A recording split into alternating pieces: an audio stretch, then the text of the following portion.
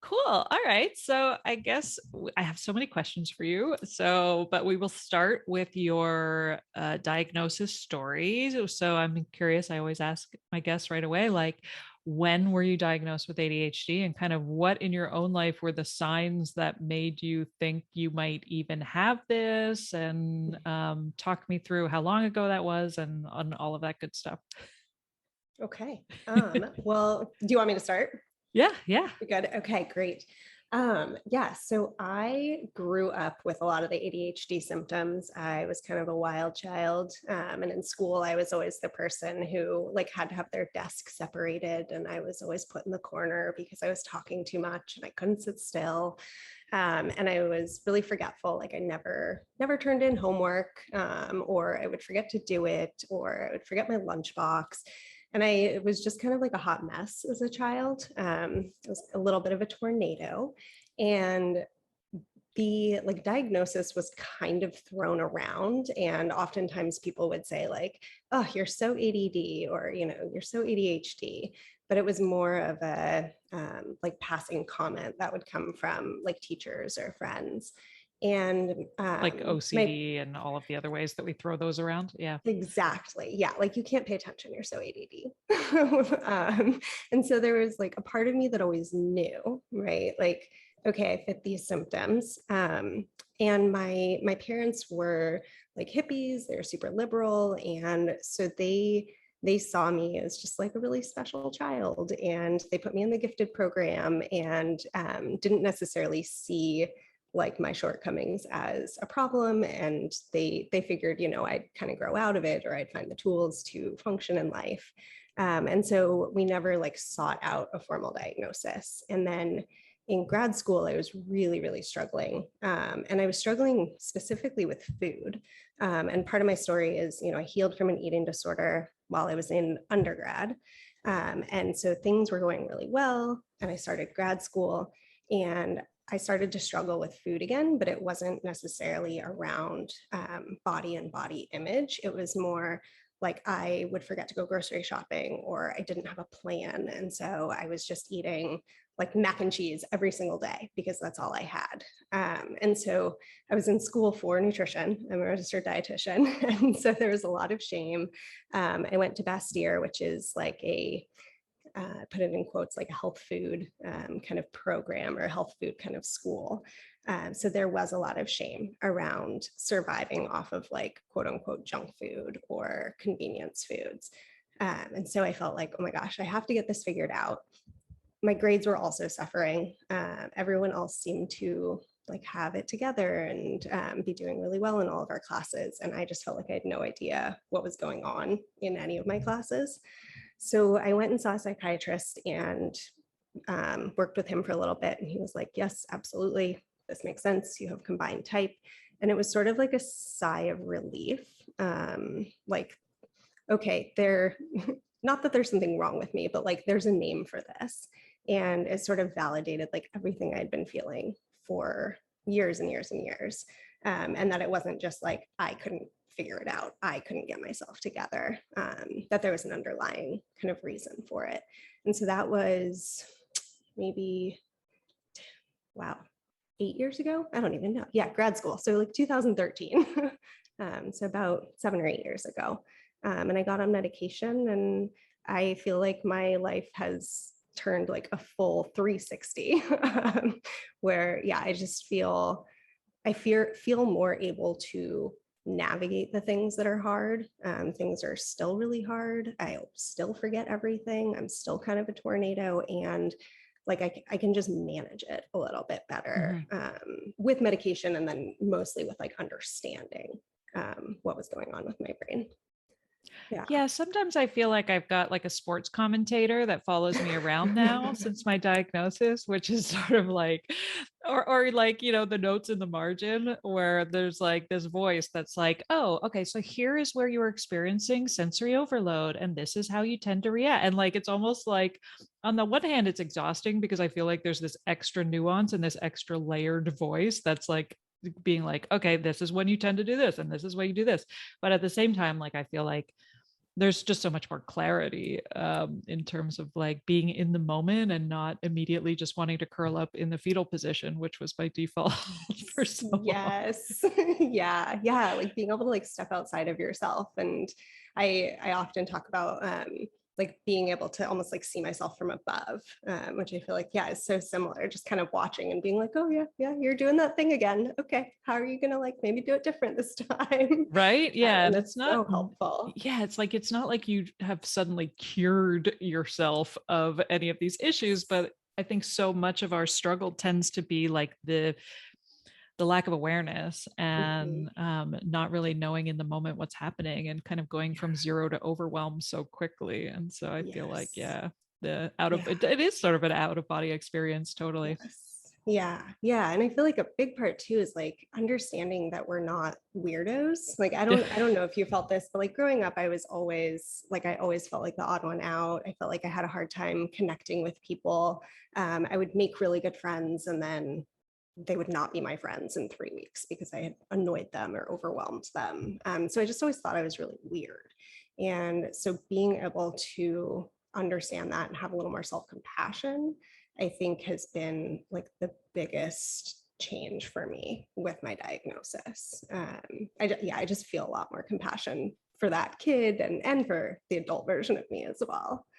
Yeah, definitely. I mean, it's funny. I got dumped a lot by female friends growing up, especially Mhm. as a teenager and in my 20s. And I also sort of now look back at that and with such this new insight because I always thought like maybe I am an asshole, because I would get like formally dumped by women who felt like I was aloof or, that I was snobbish or I wasn't paying enough attention to them or they got in touch with, I texted you X amount of times and you weren't getting back to me and like always feeling like a really bad friend. And, this is common. I feel like I've spoken to a lot of women about this and I've read so much, about that experience of feeling like we just have a really difficult time with female friendships. Mhm. But always like feeling like, well, these things that I am doing, I know I'm doing them. And so maybe I am just an aloof asshole. Like it was almost like use that kind of, for lack of a better term, like gaslighting myself, right? We're always feeling Yes. like maybe I am fundamentally broken Yes. when Yes. and I don't care about people. Like I think that's something we don't talk enough about is like that struggle of like, yeah, maybe I don't care. I don't know. Mhm. Yeah. And so yeah, being able to kind of have that new lens has been so incredible to be like, oh Yeah. no, it's not that I don't care. I literally forget. Yes. I talk before I think. Yeah. And Absolutely. one of my oldest friends who I've known since university, so it's like 25 years at this point, like, you know, I was just FaceTiming with her this morning and we hadn't texted each other in months and we usually will like check in. And so Mhm. I said to her, I was like, I'm so glad you don't hate me. Because that's what happens when people don't text me back. Mhm. If somebody doesn't text me back after 24 to 48 hours, I'm immediately like, okay, I clearly did something to anger her. Mhm. I don't know what I did. Oh well, I guess the friendship's over. Like it's just Yep. such a that weird feeling of like, oh God, like clearly something I did, Mhm. unintentionally angered this person. And what do I Yes. do now? Do I deal with it? Do I pester them? Do I just move on? And yeah. Yes. Yeah. Um, so okay, so I want to backtrack because I really Mhm. hadn't thought formally very much about the shame around convenience food eating, right? Because I have spoken with guests about orthorexia. I certainly experienced it, and it's been really interesting to think about kind of that all or nothing perfectionism that comes with ADHD and how that relates to how we eat and how that relates to nutrition. Um, but I hadn't really thought about like, yeah, being in school and having the shame element and we've talked about shame so much, but having that shame element of like I should be doing better because I am in Mhm. nutrition school, and Yes. that added pressure that you put on yourself.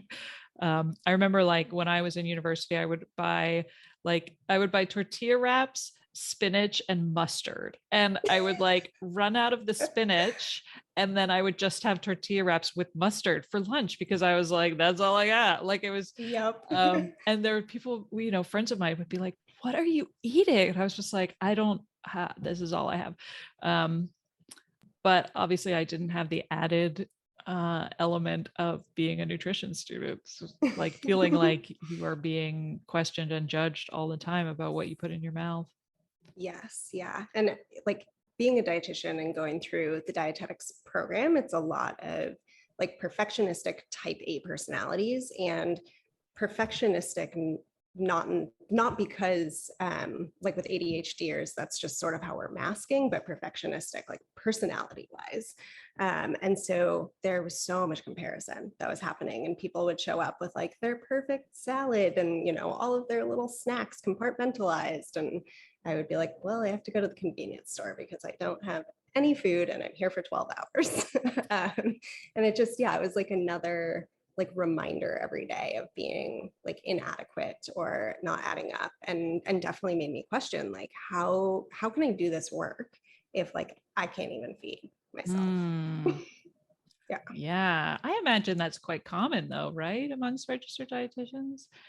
um that feeling of like, who am I to give anybody advice? Yes. Yeah.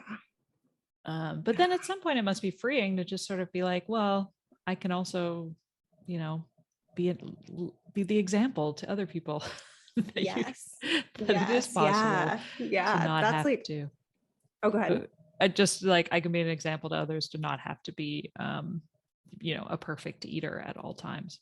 Yeah. Yeah. And that's where like the bulk of my work is. Like I found my people that I love working with, who struggle with, you know, just being able to plan ahead and have tried meal planning and are like, how do people do this? I don't understand. I don't know how people just like do the dishes after they finish eating. Like, what is wrong with those people? Mm. And I think the fact that I can relate and be like, yep, here's my sink. My sink is full of dirty dishes. And like, I'll show clients. And I think it's like mind blowing for them that you're like, yeah, I don't do food and eating perfectly all of the time. And like, that's not the end goal either. Right? Yeah. Um,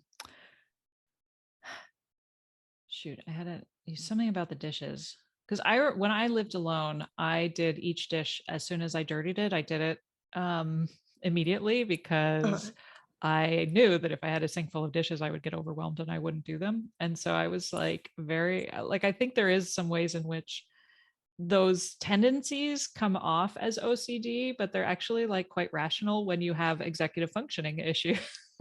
yes. Where you're like, I have to do things in the moment, otherwise they're going to pile up. Yep. And then so then when I started living Not with my get done. husband and he would put dishes in the sink, then I would never do them because I was like, you've ruined my system. uh, Yes. Now you do the dishes. Exactly, right. And Yes. so now it's his domain. It was same with like when we put all of our books together, when we moved in together, like my books were all like alphabetical by author. And every time I would move somewhere, I would be very like meticulous about putting my books on the bookshelf. And then when we moved in together, he just shoved all the books together on the bookshelf. And I was just like, you've destroyed the system. And then I was like, I can never touch the bookshelves ever again. Like I'm like, you are now in charge of the bookshelf. Yep. It's really like all or nothing Yeah. with that kind Yes. of hyper organization too, which was another Yes. That thing I is was like, so true. So right? Yeah. true. Yes. um anyway, okay, so where were we? I want to talk about we did talk about a little bit in the past, but so um did you when did you start working specifically with other ADHD clients when it came to nutrition? Yeah, that's a really great question. I definitely had ADHD clients like from the get-go and didn't really put it together that I was sort of almost like attracting that type of client until a few years in. And kind of reflecting back on my first few years, I was like, huh, like those are the clients that are still with me, that have made a lot of progress, that I really enjoy working with. And so that's when I was like, okay, this makes sense. Like I don't want to, I mean, yes, I do want to work with other people as well, but I don't want, I don't want to focus on neurotypical clients. I really, really want to help the people that I know how to help, because I have that shared experience. And so that was a couple of years in. Yeah. And I just noticed most of my clients had ADHD, which was kind of funny. I know, right? It Yeah. is. Well, I sort of came to that same conclusion with the health coaching where I was like, anyone who is attracted to my way of being probably also has undiagnosed ADHD, because you just, you find your people in that way. Mhm. But I was really nervous that if I started specifically talking about ADHD and nutrition, all of the undiagnosed women who are like, I don't have ADHD, I'm not hyperactive, I just have depression and anxiety and social anxiety and all the other things we think we have, and Yes. that I was going to lose those women. So it Yeah. is, I mean, I think at the end of the day, you end up finding your ideal clients the more specific you are. But I definitely remember fearing that if I started specifically talking about ADHD, there were going to be all of these women who were struggling with binge eating who were like, oh, yeah, that's not for me. Yeah. And Yeah. yeah, I think Oh, that go ahead. happened to a degree. I do think like a lot of some of my clients were like, oh, this is her new thing. I'm not ADHD, so I'm not going to, I'm going to unsubscribe. But I think at the end of the day, you find so many more people who you can have like much more um, nuanced conversations about like exactly the source of what's happening with you. And I think when it comes to nutrition, it's just like mind boggling how our ADHD applies to our eating and meals and Yes. all of that stuff. Yeah, yeah. Well, I don't know if you felt this. I mean, it sounds like it. Like it feels like a big business risk, right? To shift to this very specific population in this very specific area. And I found that my business grew so much faster after I did that, because I think because I felt passionate about it. Yeah.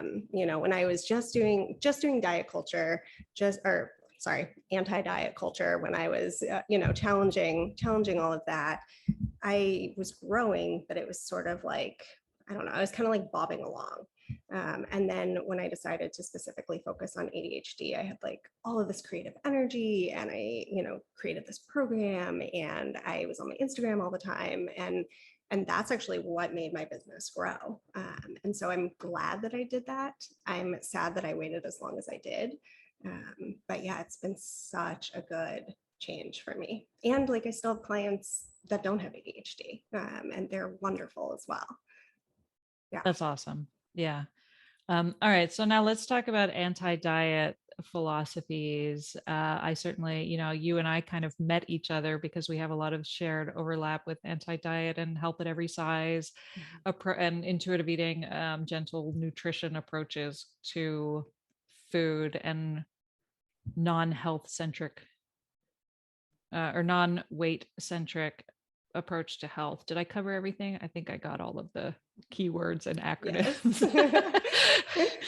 acronyms. But I also know that like women want to lose weight, and women go to nutritionists and especially registered dietitians because they want to lose weight. And so I find that there's also like a real sense of urgency among the ADHD community too, which is like, God, how do I fix everything now?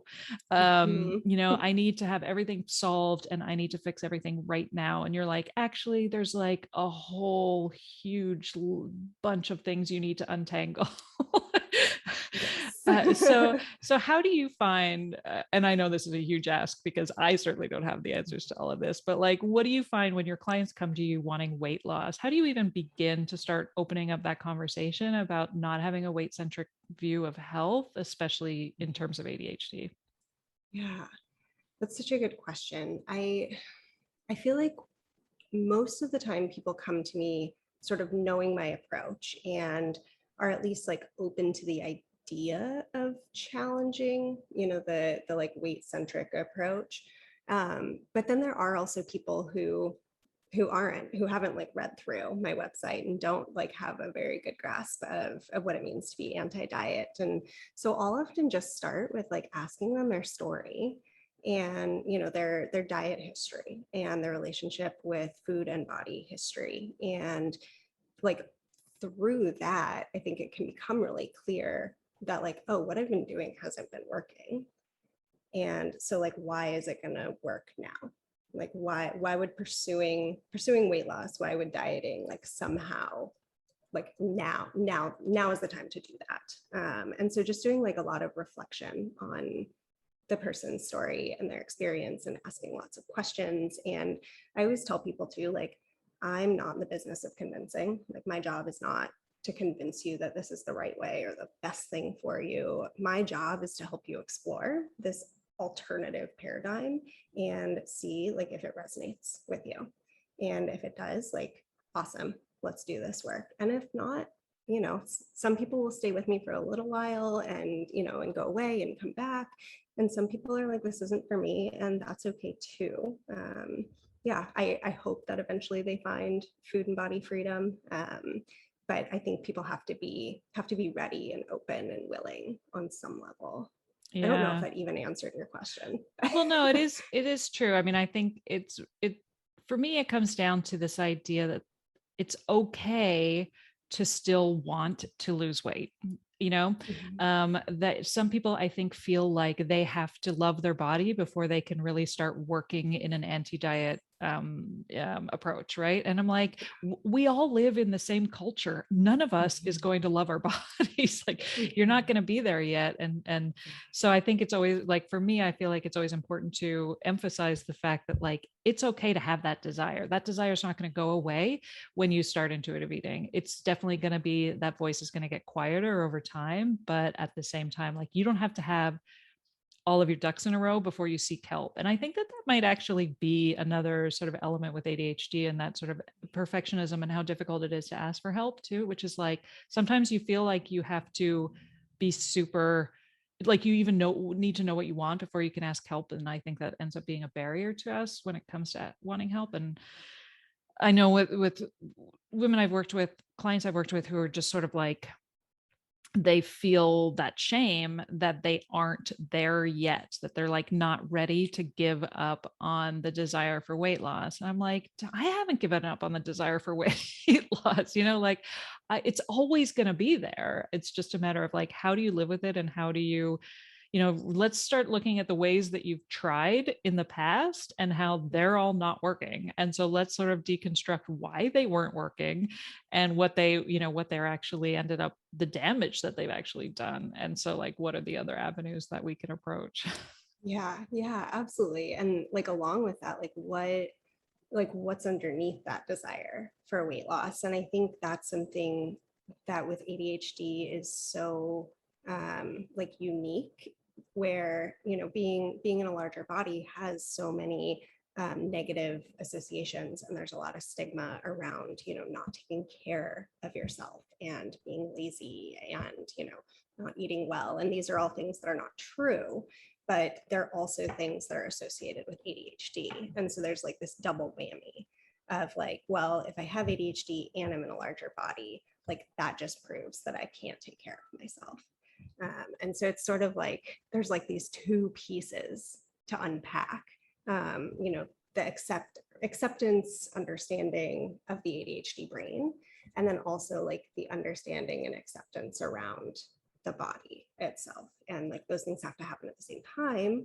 And it's really hard to do. Yeah, that's a really great point. You know, that internalized belief that if you're in a larger body that you must be lazy, and that it's all your fault, which is really like the crux of internalized fat phobia. And it's true, like that is how we've lived our lives with ADHD, in terms of that internalized belief that we are lazy, or that we are, um, you know, bad, you know, bad friends, or all of the, you know, ways that we've kind of internalized those voices. Wow, that just blew my mind for a minute there. I hadn't really thought about it in that way. Of just like, I feel like there's a better word for than gaslighting, but I can't think of what it is with that, like the way in which we, you know, where it's like, there's no insult you could give me that I haven't already given myself. Right. So Mhm. that internalized,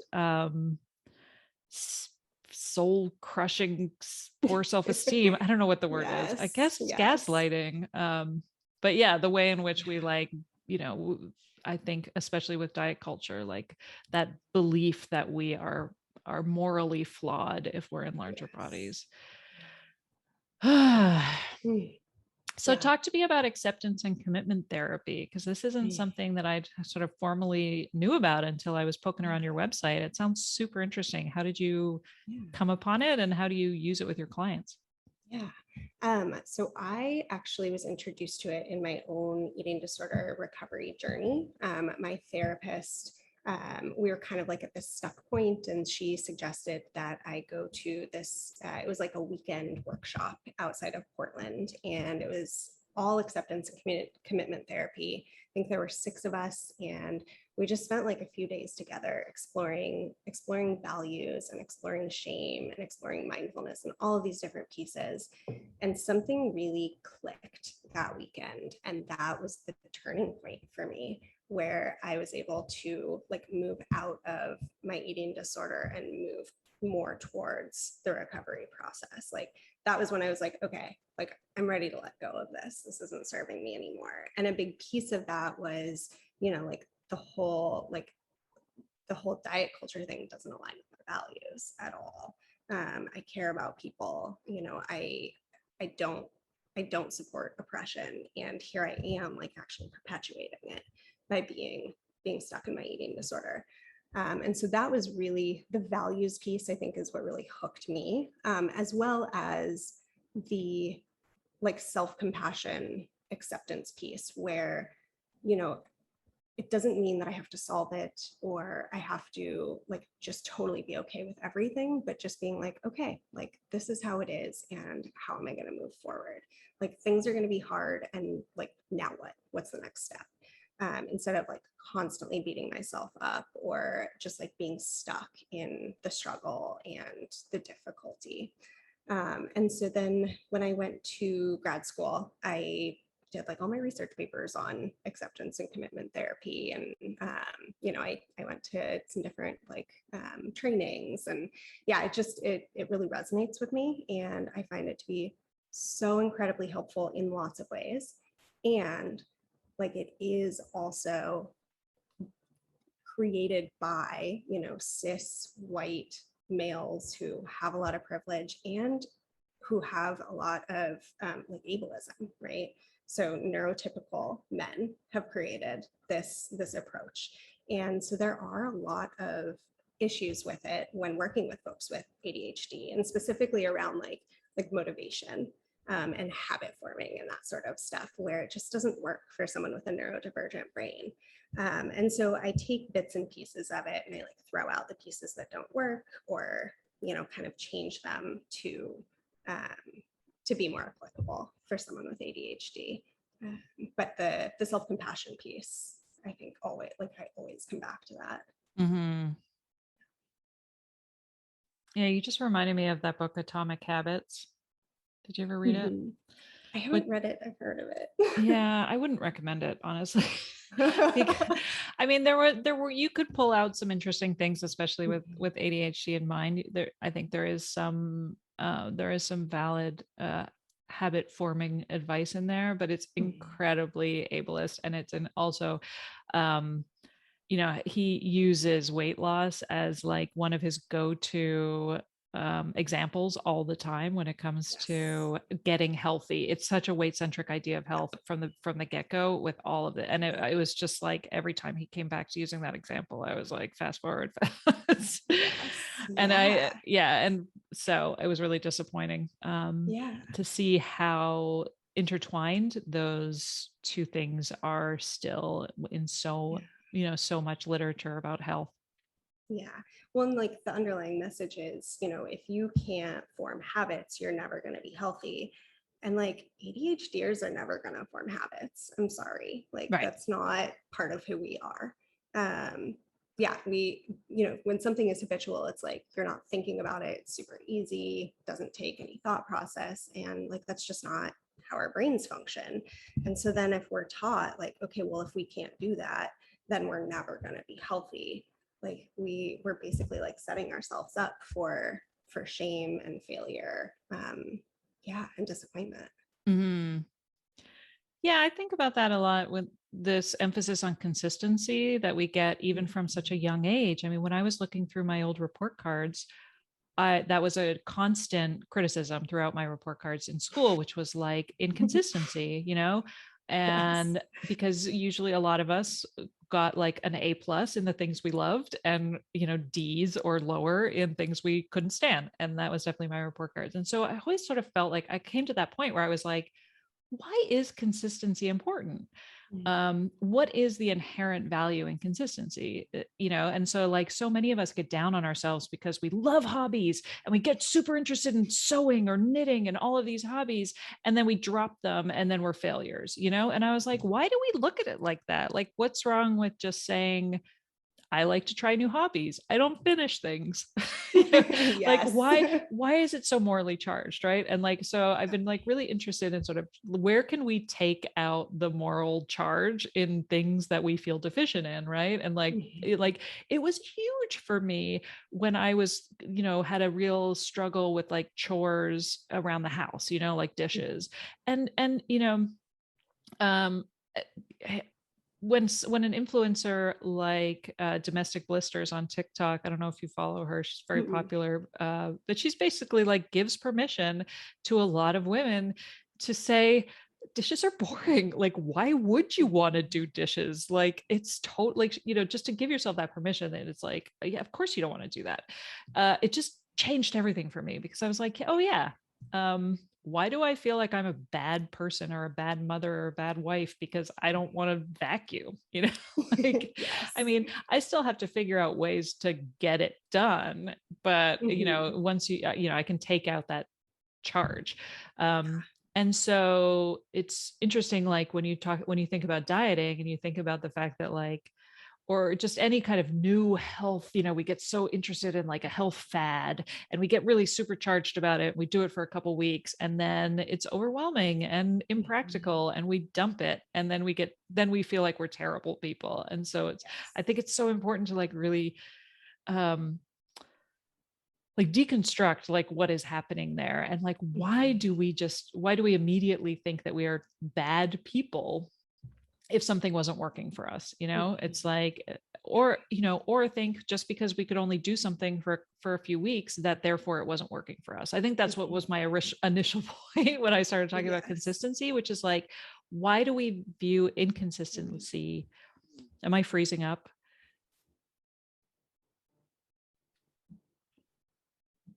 You froze for a sec. Yeah, it's my internet is Oh, unstable. Sorry. Yeah, no, just no let me worries. know because it's happened once or twice earlier today. I don't know what's going on. Okay. The last thing I heard was you said my initial point.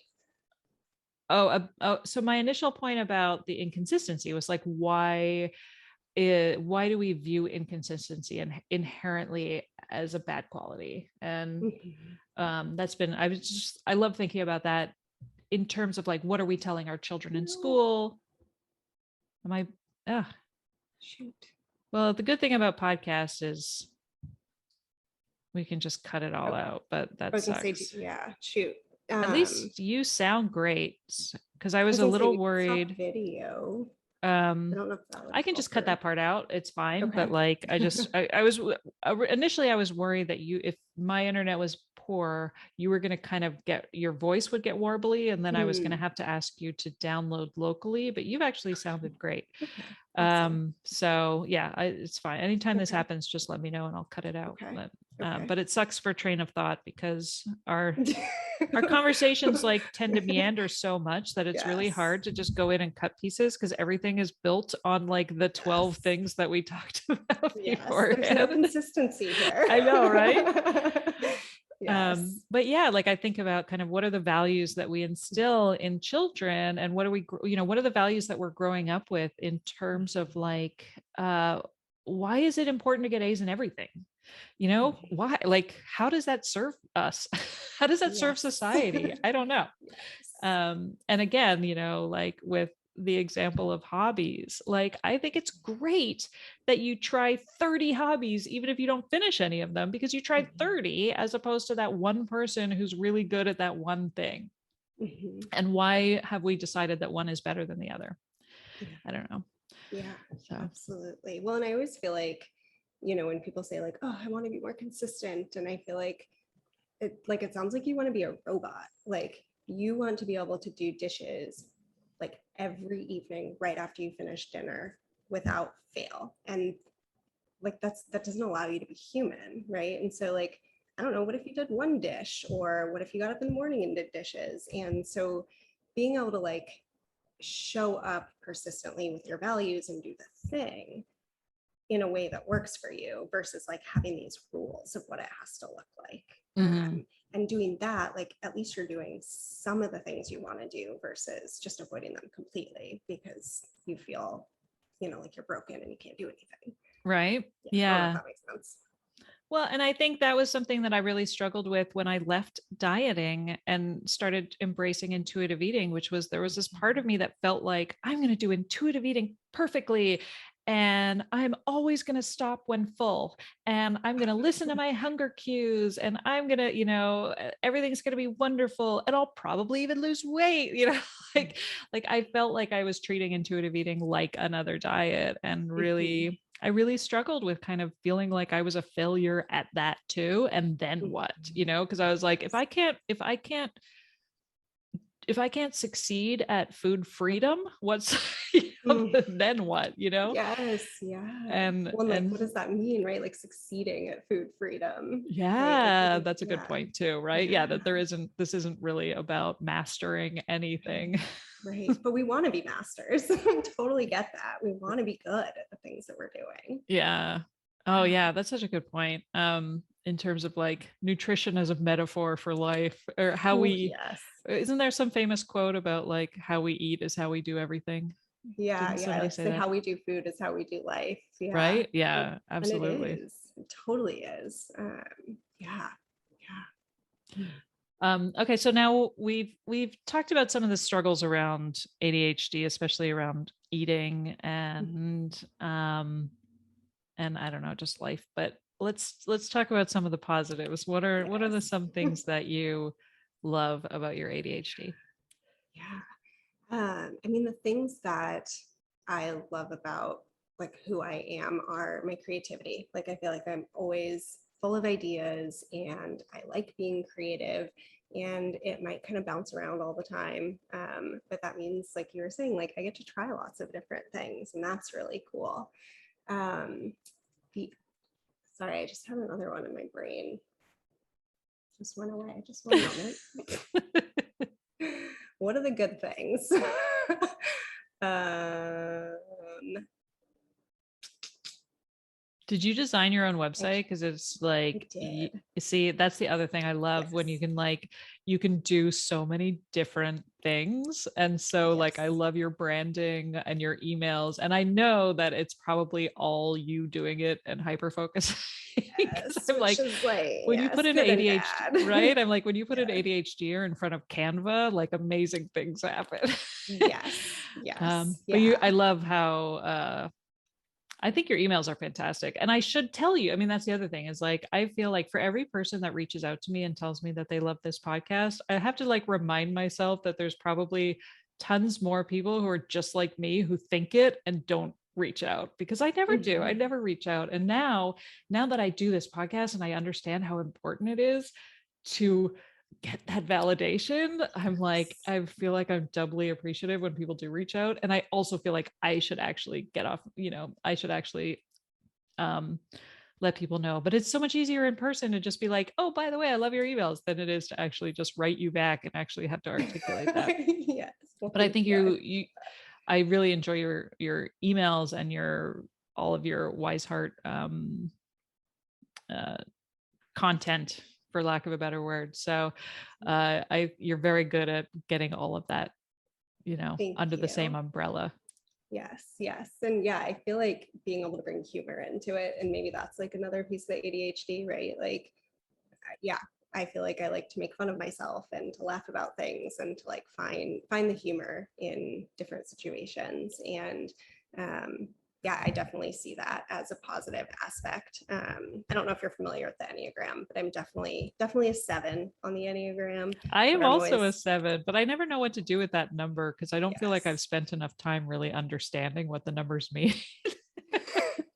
Totally fair. Sevens are fantastic. They're my favorite. But yeah, we are, we're positive and we have a lot of energy and we get really excited about things. And yeah, and I think a lot of that is actually my ADHD and where that comes from. And like the other piece is just like my big picture thinking. I am terrible at details. I'm an example is I'm planning my wedding right now, and I was hanging out with my mom and sister and some other people, and we were talking about the table layout. And my sister was like, well, "What's your vision?" And I was like, "I don't know, like earthy, like very like natural and forest floor." And she was like, "Okay, well, do you need candles?"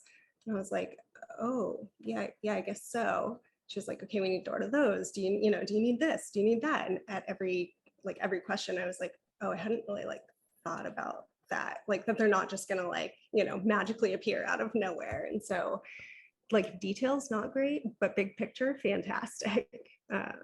Yeah. I feel like there is a booming industry for wedding planners for ADHD. I don't know, Yes. maybe it already exists and I haven't seen it, but I was talking to, do you know Nikki Malcher or Nikki Dema? What's her? I'll have to cut this one out too because I'm going to look like I know of her. Nicole I don't Demasi. have Yeah, any Nikki Demasi. I interviewed her. She also is a registered dietitian, and you guys would, if you don't know her, you should because there's a lot of overlap. But we talked about her. It was her wedding planning that sort of led to her diagnosis. We talked a lot about it, and it brought back so many memories of me undiagnosed trying to plan my wedding. And I was like, oh my goodness, I feel like we have to have like an entire episode just on freaking wedding planning. Yes, because like the tools that are out there don't help. Like I have like this checklist and I'm like, okay, cool. What do I do with this?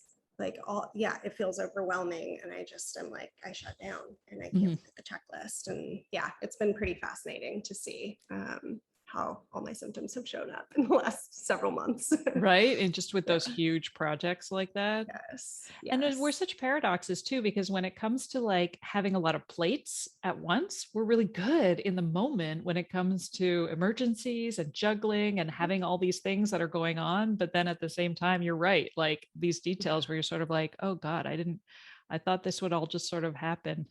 Yes. And I like don't always feel like I'm good at that. But I always get the feedback that I'm really good at it, which is fascinating. Like I always feel like, oh my gosh, I'm a total disaster. Like things are falling apart everywhere. And then I get feedback like, oh my gosh, you're so amazing at like, doing all of these different things at the same time. And so I think I tend to judge myself harder than anyone else, right? But maybe that is a skill. Yeah, I mean, that's really so much of masking and so much what I think as women we relate to the masking element of feeling like our how we are viewed is so different from how we view ourselves. And so there's like I've talked about it a lot with because I came to my diagnosis through like my therapist talking about that huge divide between what I was accomplishing versus how I felt about myself. And it's been referred to as piece of shit syndrome a lot on my podcast, which I love that. totally relate to, right? But at the same time, like then there's also that feeling like you're just so fundamentally misunderstood in any situation, good or bad, right? Like a lot of the time people think that you're hyper organized and you feel like you're a hot mess. But then there's other times where people think you're struggling and you're sort of like, no, I'm good. Like, I don't need, especially with ADHD, like I've talked a lot about this idea, like I've really stopped trying to get people to understand what ADHD even is, because sometimes when I talk, especially when you talk about it in terms of the diagnosis and the treatment, which are such medicalized terms, and people are like, think you're talking about a disease, or even just the term disorder. People are sort of like, oh, I'm so sorry you live with this. And I'm like, nah, I'm good. Yes. I mean, I struggle a lot, but it's sort of like, it's such a difficult thing to talk about with people who don't really understand it. Yes. I don't remember where that was from. Oh, we were talking about wedding planning. Yeah. I'm going to have maybe I'll have a special anniversary episode with all of my wedding planning people. Yes, when please. so when is it? Because you also have to deal with all like COVID issues, right? Oh God. Yeah. It was supposed to be last year in September. And so we moved it to September 18th this year. And I also am in the process of moving to a new Of course. city, and I'm in a new house, and I just launched a new round of my program. And yeah, so I'm juggling a lot of things right now and just trying to be like, okay, what really matters here? Like, I don't actually care if there's candles on the table, but like Mm, I care that people have a good time, there's good music and good food. And so yeah. really trying to use that skill of prioritization that has been a learned skill over the last several years. Or also like trying not to get down on yourself if you need a day where you literally lie on the couch. I think that was always a real struggle for me before my diagnosis, which was like I used to think I was a depressed, despondent person because I was like, I feel like I spend all the time lying around on the couch, not doing anything. And then when I took a step back and had that out of body experience where I was like, actually, you spent 5 days working 18 hours in hyperfocus, and now you're on the couch because you're exhausted. Like, it's Yes, like, yes. why is it that you view yourself in this one state when there's so much more to you? And I was like, oh, like I have so much more grace with myself when I need rest now. Yes.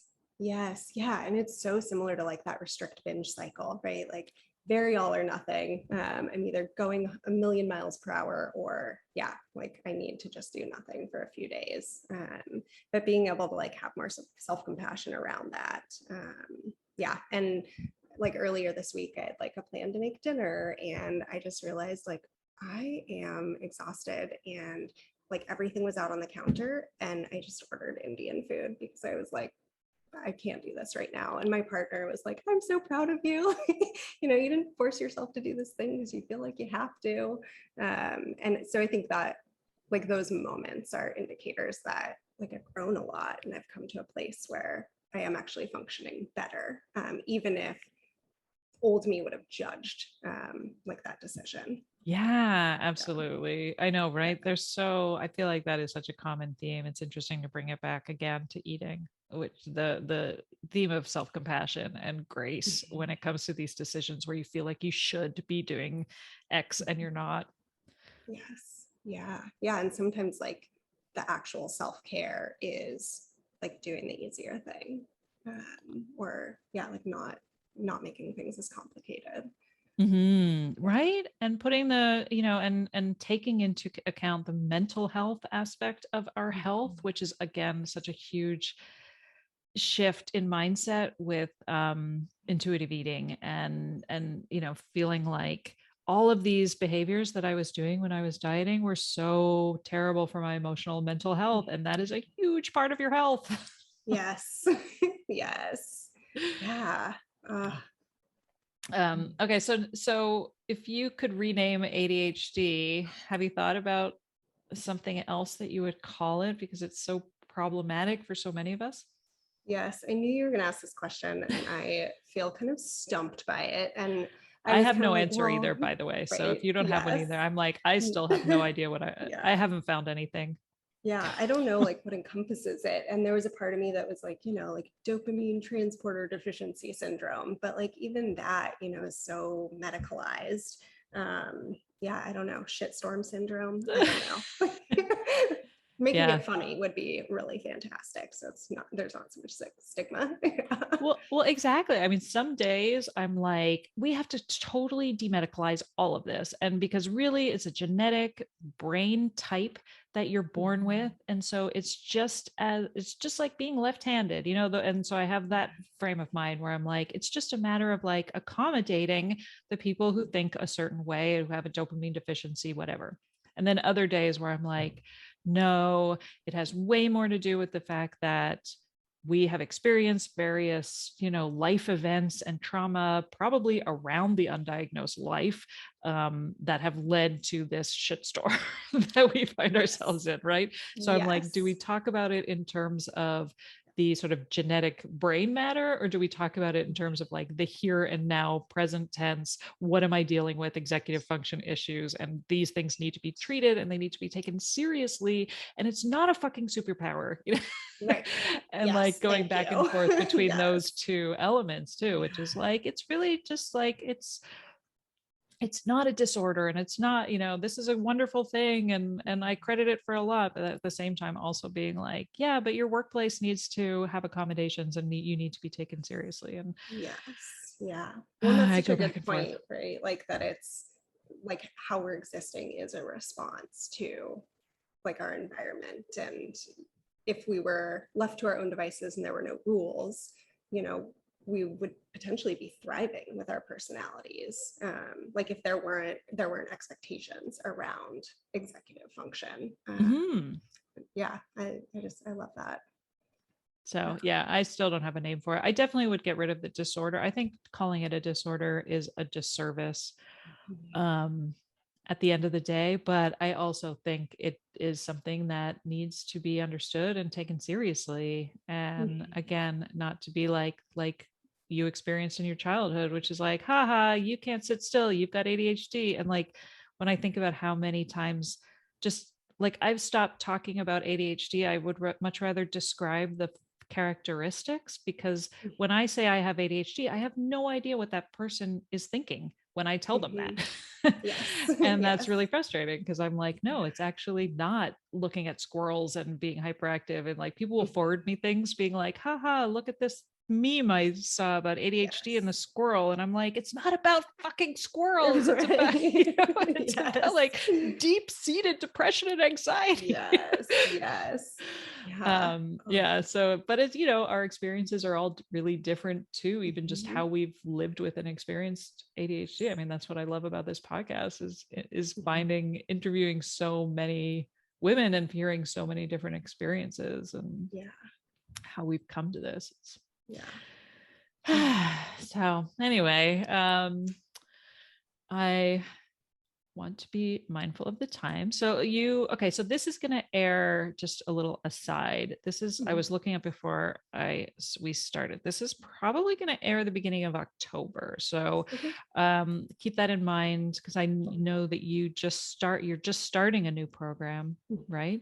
Or a new round of it. A Yeah. new round. Yeah. Okay. Mhm. So how can people find you and work with Yeah. you and just get more of your awesomeness? And I know you do group coaching, and what do you have in the future? Are you taking a break because of your Yeah. wedding?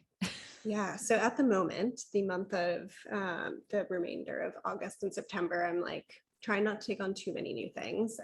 But October, I have a group program, an online group program that has like a course with modules, and it has group coaching and co-working sessions and lots of community support. Um, and I'm going to actually make that into, or offer a version of it that's like a membership, a monthly membership. So it's smaller amounts of information with all of the support over a longer period of time, because I think that that will really serve more people. Yeah, so I will be, the goal is to launch that in October. So hopefully that will be out. And yeah, people can follow me on Instagram. I'm at the underscore ADHD underscore RD. And that's also my handle on Facebook. And then Wise Heart Nutrition is my like website and my business. I love the name Wise Heart. How did you come up with that? Yeah. Is it It was sort of like the brain heart connection, that if we are able to like kind of listen to our heart a little more and make sense of it, then we can actually take care of ourselves, and that our wisdom is actually coming from like our heart brain rather than our brain.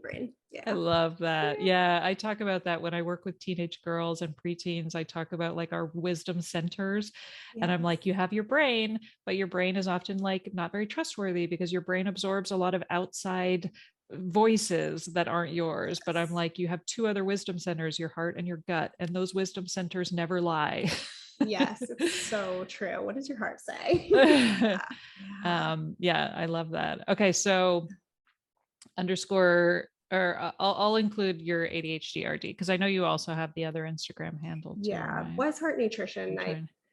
Yeah, haven't posted on there in a long time, but Okay, you're it's still fading out. there. You're Yeah, fading out of there. it Okay. still exists, but I don't post on it anymore. I know I have the Yes. same with Worth It with Katie and the podcast too. I'm like, I'm too exhausted to post on both. And so sometimes I just forget the other one exists. And then I'm Yeah, like, oh, right. Should I like, I really need to just put them yeah, together. I just haven't figured out how. me either. When you figure that out, let me know. Yes. Or I could hire like a dozen virtual assistants if I ever win the lottery, and then Yes. they can all do all of that stuff for me because I Yes. can't stand any of that. I can't stand self promotion. We Yeah, talked about that's that, the right? end goal. Yeah. Yes, that would be amazing because I feel like we try and do it all and we don't have to, or we shouldn't need to. Right? Yeah. Yeah. Um, but yeah, I would definitely recommend signing up for your newsletters because I love your emails. So thank you for that. And I think again, one thing I love about your approach is just how you don't paint it like it's this wonderful journey full of roses and epiphanies that you're you're very real about how like it is hard, but it doesn't have to be this hard. And Yes. I like that approach too. Mm, Yeah. thank you. Yes. Awesome. Well, I look forward to following more and finding more of your work. I think it's so important. And I think, coming those realizations between ADHD and eating and dieting and that restriction binge cycle and how it really is a metaphor for so much in our life is such a fascinating conversation. And I'm Mm. glad you are helping so many women out there, so many men and women. And you have men and women clients? I do. Yeah. Yes. Yeah. And non-binary and yeah, kind of the whole spectrum. Awesome. Cool. All right. Well, thank you so much for taking time to Yeah. talk with me. And you've got so much going on. Good luck. Good luck. So you've already moved. This is your new place, Yes. or you're This in is the the new process of place. Yeah. unpacking? Put Unpacking. Yeah. put all your books in alphabetical order. Yes, they're on the floor right now. So maybe eventually they will be maybe Well, in yeah, alphabetical right. order. It's like those two options. Yeah. Either they stay in Yes. the boxes forever or they're in Yes. alphabetical. Yes. Yeah. Yes. Yeah. Well, yeah, and I want to thank you too. I love your podcast, and I just feel so appreciative that you are offering it. And I know that it's been really helpful for a lot of my clients. And yeah, I just think you're doing really great work as well. So it's Oh, an honor to be on. oh, I'm so thrilled. I love hearing that. And it makes me so happy because it was such a selfish endeavor on my part to start to start this podcast. Yes. And I absolutely love that it's helping other women as well. Because Yeah. I think it's really like this is how we learn. This is how we learn It about is. ourselves. Yeah. So Yes. Yeah. awesome. Well, I'm so glad we could make this work because I've been wanting you on for a while. And